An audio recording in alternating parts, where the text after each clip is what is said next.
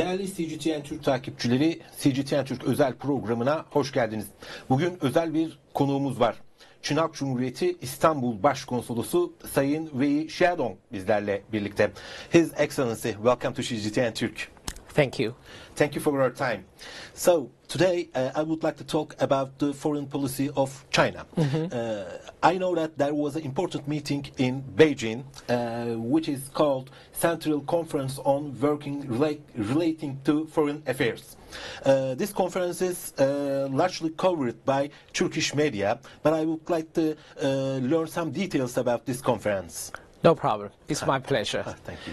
Just as you have mentioned, at the end of December last year, which was 2023, the Central Conference on Work Relating to Foreign Affairs was successfully held in Beijing.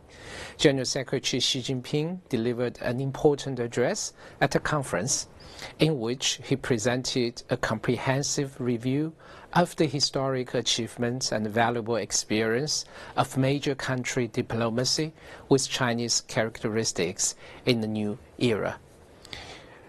Mr. Xi also gave a profound exposition on the international environment and the historical mission of China's external work on the new journey, and made comprehensive plans for China's external work for the present and coming periods.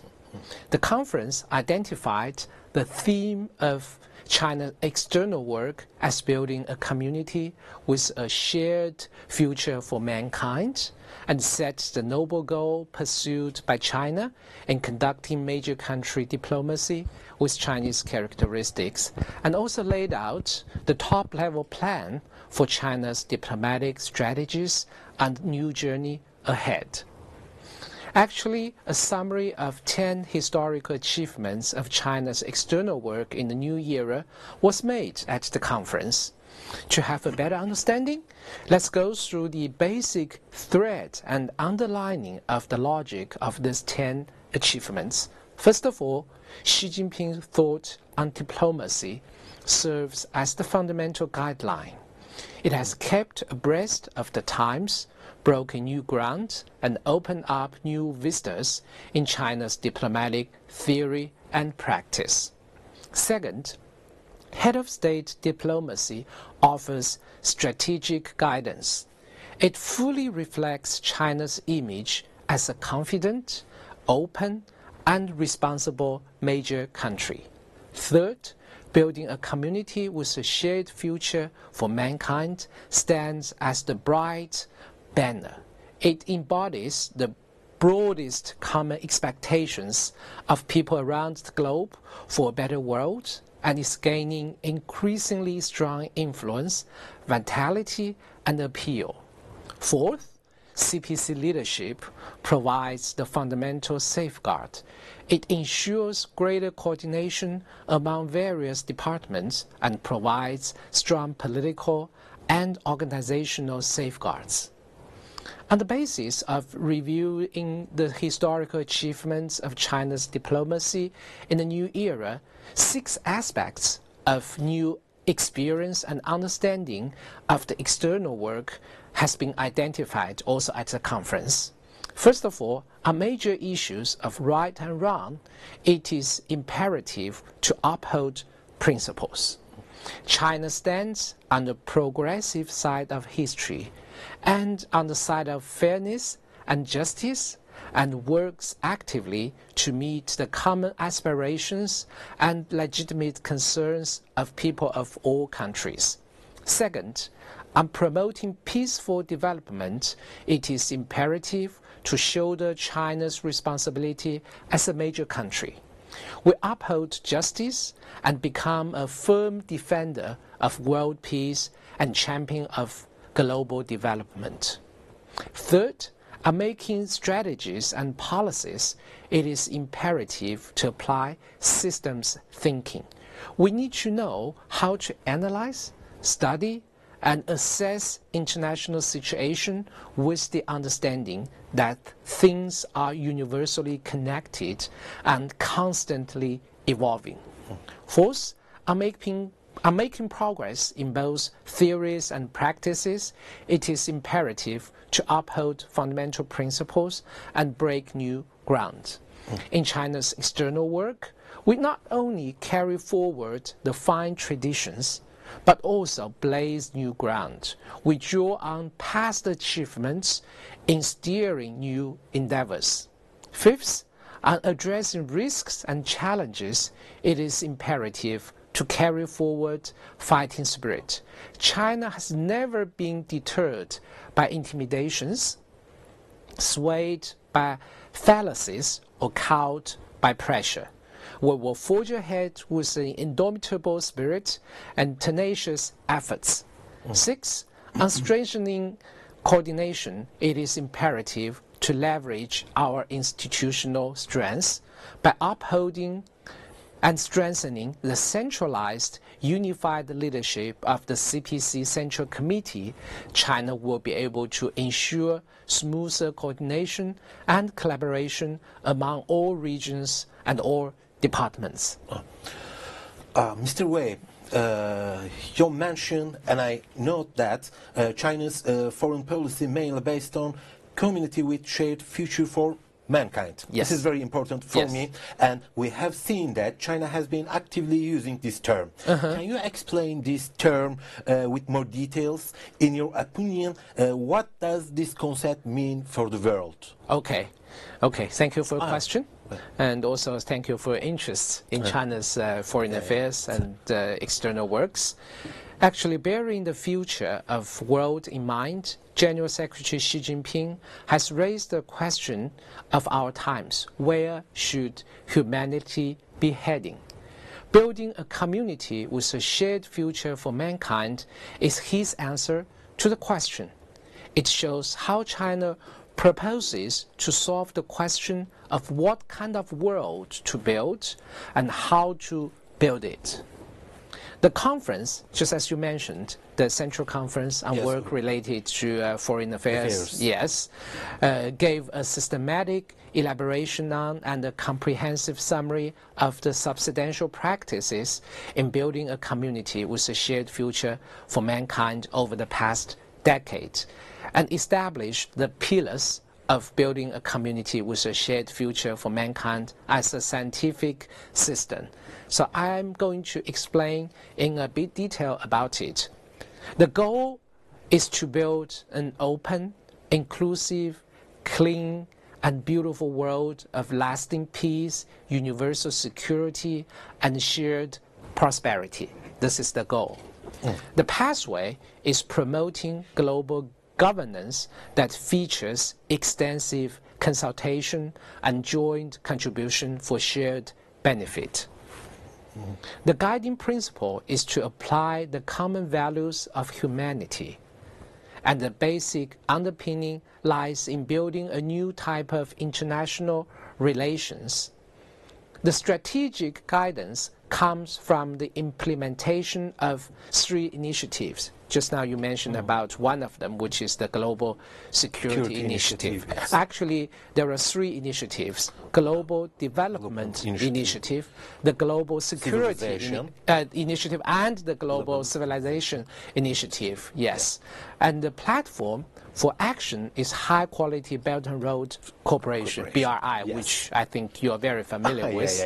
Because we are the part of this initiative, the Middle Corridor, you know. Exactly, Middle Corridor and our Belt and Road Initiative actually work together very closely. On this basis, we hope to work with countries of the world to meet challenges and achieve prosperity for all, such as the top-level design of China's diplomatic strategy and a new journey.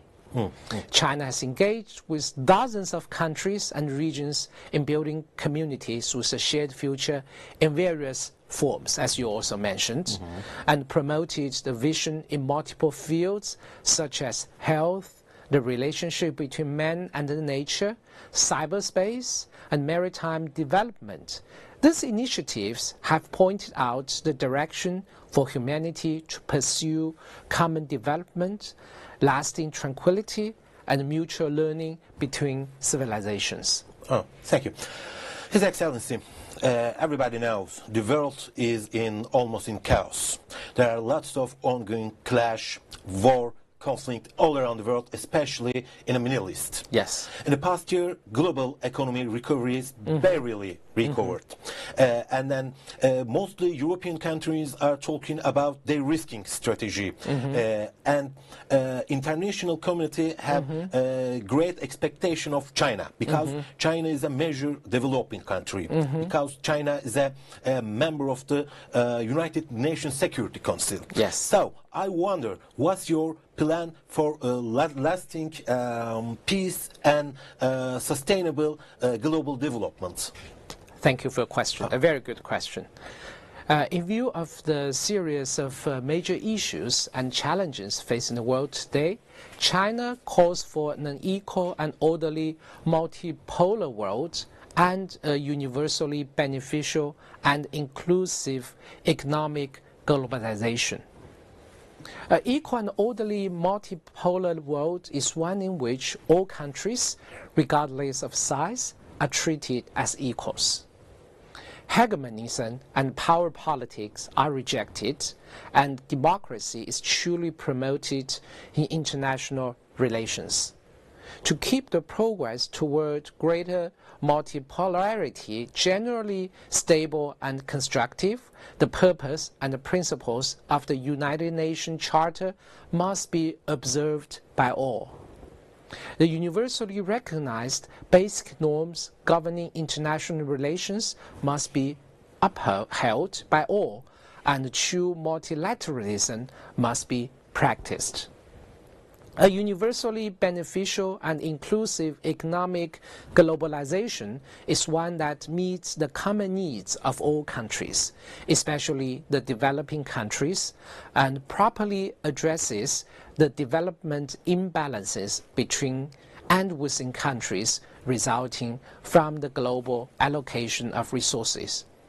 It is very important to resolutely oppose the attempt to roll back globalization and abuse the concept of security, oppose all forms of unilateralism and protectionism, and firmly promote trade and investment liberalization and facilitation to overcome the structural problems hindering the healthy development of world economy and make economic globalization more open, inclusive, balanced, and beneficial to all.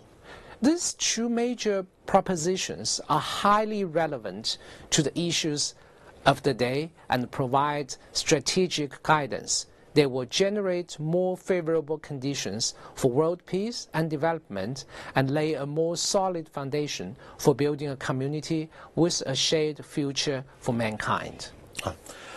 His Excellency, my last question will be about Turkey and China relationships. I'm happy to announce it.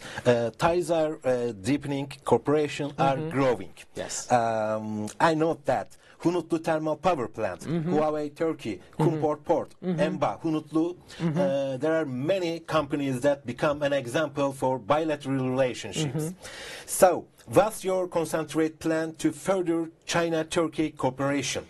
Thank you. It's also a very good question.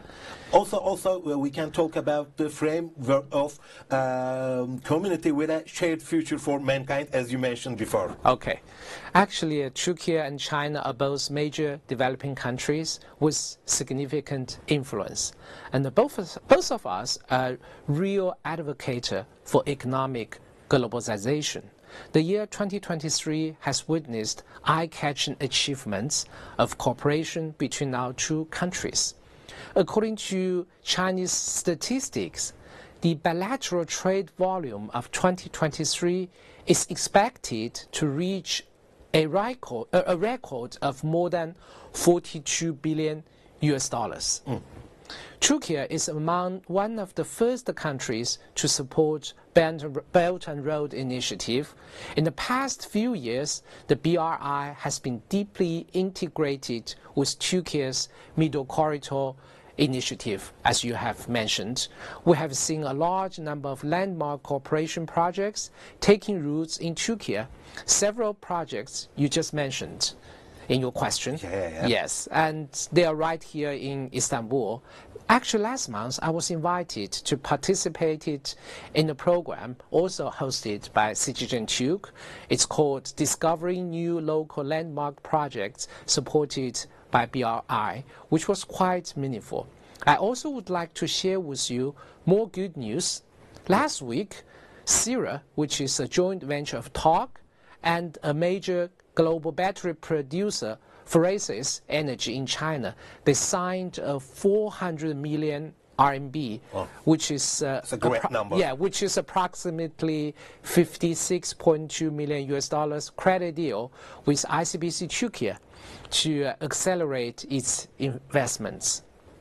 I'm fully confident that the cooperation between our two countries in this year will continuously expand. Turkey's Marmara region has big advantage in transportation, booming economy, and rich culture. As Chinese Consul General in Istanbul, I'm willing to work hard with my colleagues to further facilitate our cooperation in areas such as new energy, digital technology, artificial intelligence, e-commerce, and infrastructure. I will also try my best with my team to facilitate travels and promote people-to-people exchanges, especially through cooperation in tourism. And we are always ready to work with Turkish media to tell the people of our two countries stories about our close cooperation, which will enhance the confidence of our enterprise for further cooperation, as well as friendship of our two countries. Both peoples of China and Turkey are hardworking, kind-hearted, and dare to pursue their dreams. I extend my congratulations to Turkish people for successfully sending your first astronauts into space. Yeah. Founding father of the Republic of Turkey, Mustafa Kemal Atatürk, once said that the future is in the skies. I believe that the future will be bright and promising if peoples of our two countries work closely together. The Chinese New Year, or we call it the Spring Festival, is just around the corner, and it's a very important festival in China. So I would like to take this opportunity also to wish our Turkish friends a Happy New Year and everlasting of China-Turkey friendship. Thank you very much. Also, Happy New Year to our Chinese friends. His Excellency, Mr. Wei Xiaodong, thank you for having with us. Thank you for your time. Değerli CGTN Türk takipçileri, Çin Halk Cumhuriyeti İstanbul Başkonsolosu Mr. Wei Xiaodong ile birlikteydik. Önemli açıklamalarda bulundu. Türkiye-Çin ilişkilerinden Çin Halk Cumhuriyeti'nin dış politikasına kadar kapsamlı konulara değindik. Bir başka programda görüşmek ümidiyle. Hoşça kalın.